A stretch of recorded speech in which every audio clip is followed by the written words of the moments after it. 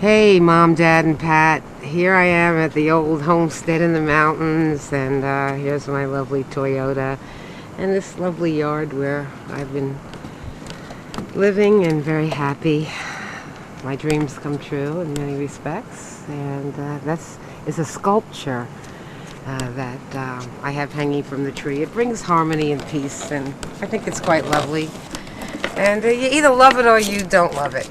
And I love it. And this is the lovely deck, and you just missed the turkeys. Maybe not. I think we do have the turkeys for you that were walking by. Lucky, like I said, that we're vegetarians, and the turkeys will live unless my neighbor gets them.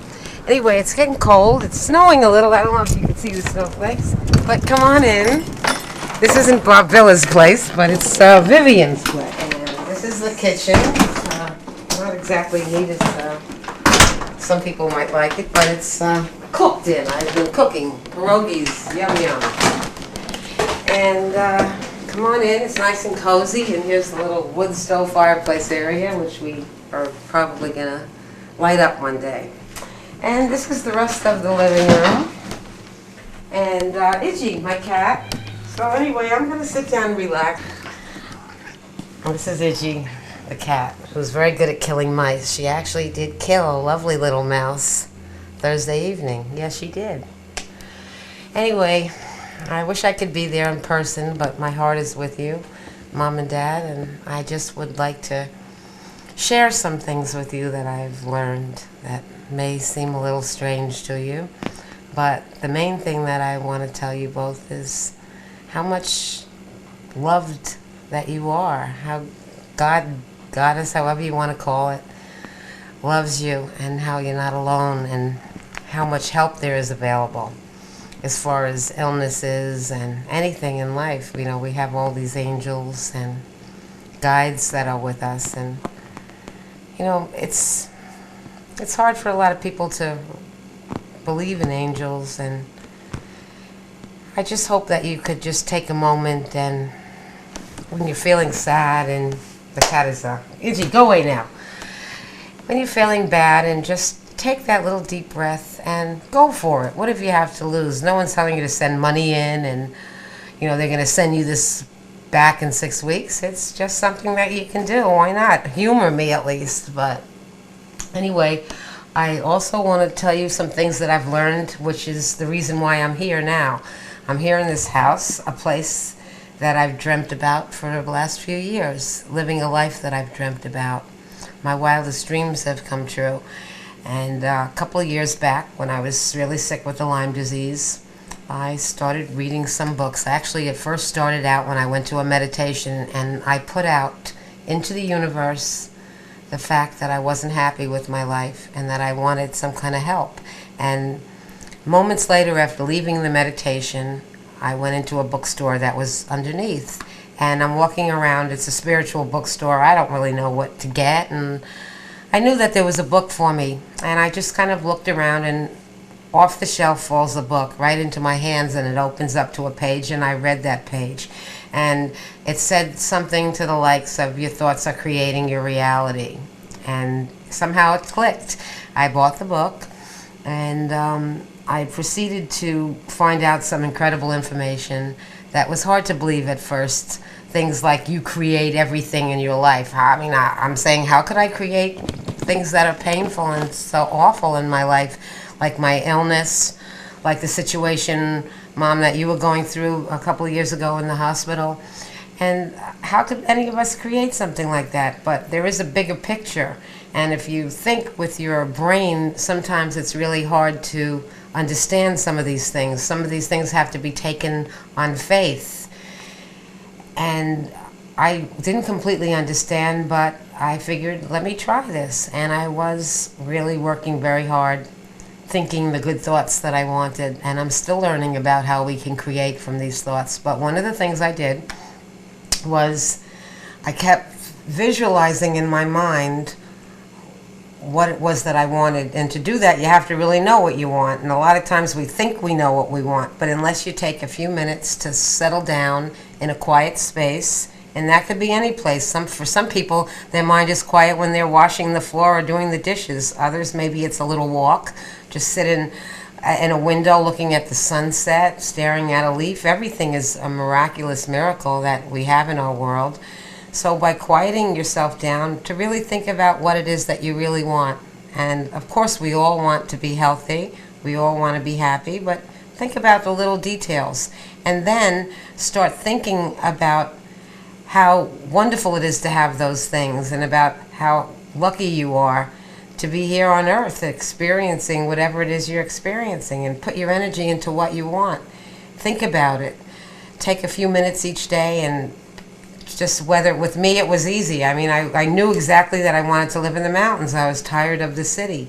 I knew that it wasn't time to do it yet because I still had to get through certain processes, but I kept knowing that this was going to be there for me. If I wasn't looking for anybody, I was looking to be happy with myself. And whatever it is that you're thinking, you're going to reflect back in your life other people that are going to have those same kind of ideas. So I'm thinking about how happy I am by myself, starting to love things about myself. And I wasn't really looking for anybody, and then I found somebody else that was thinking those things and feeling those things. So it's really important to watch out what you're thinking about and be careful that what you're thinking about is what you really want.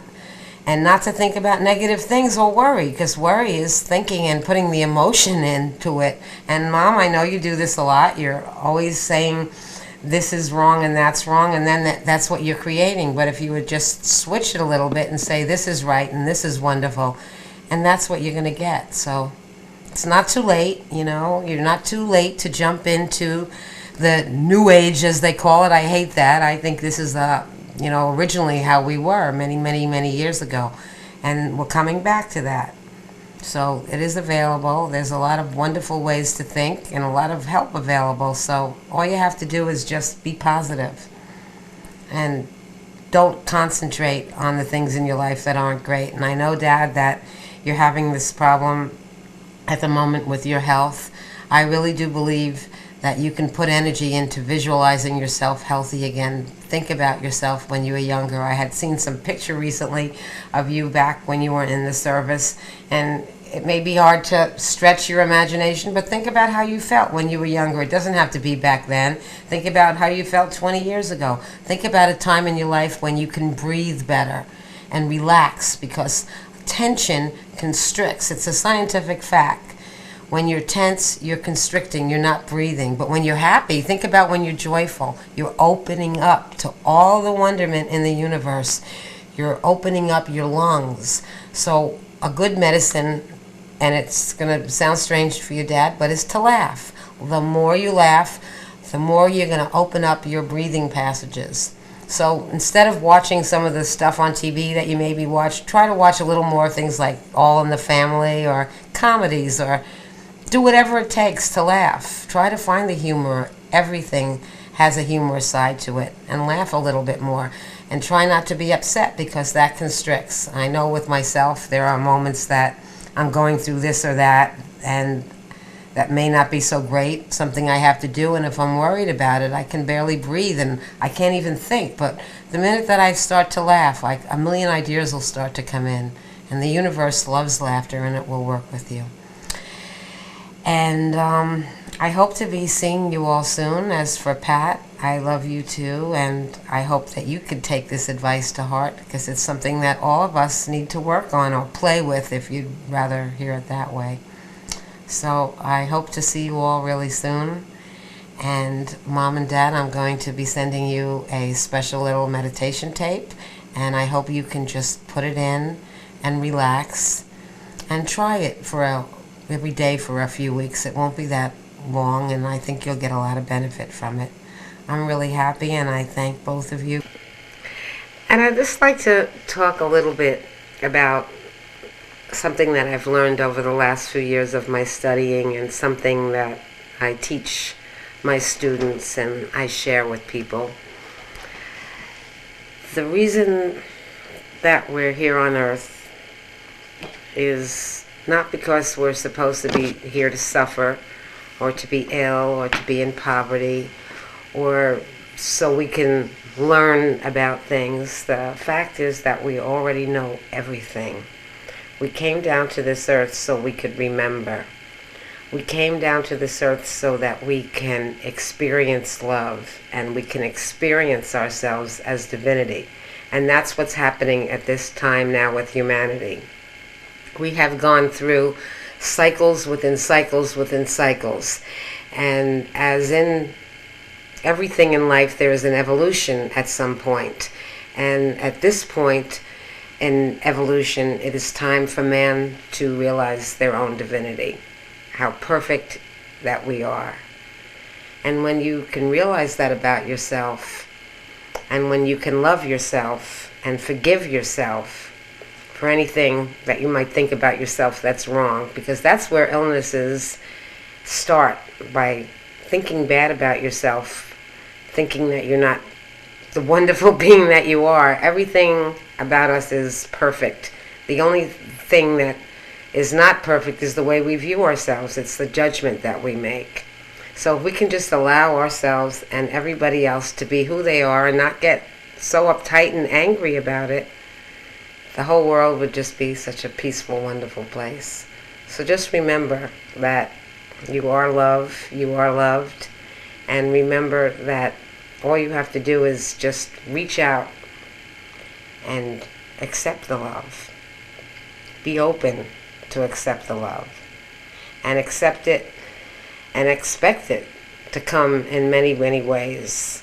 Little things like looking at the sun setting, looking at a child's face. These are many, many, many ways that you'll find it. And you'll find love if you look for it. If you look for sadness and bad things, you're going to find that. So the choice is yours. You can choose any moment to change things and to be happy. You have that choice in every single second, whether you want to be happy or sad. And I hope that you both choose happiness, because happiness and love is the true reality. I love you both. My heart to your heart.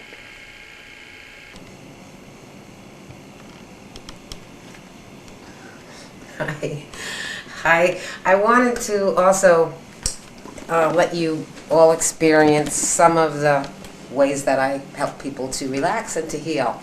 And sound is one of the ways. And I have many different instruments. And one of my favorite is these chimes. And I'll work on people and I'll make these sounds. Sound is a connection to relaxation and healing. The vibrational frequency. Another instrument that I use is a drum. This drum needs to be fixed, as it fell and it broke, so the tone isn't as great, but it's good for healing. I know you think I've lost it, but what's a good little drum? It's not going to be harmful. Anyway, let me see what else I have out here to show you.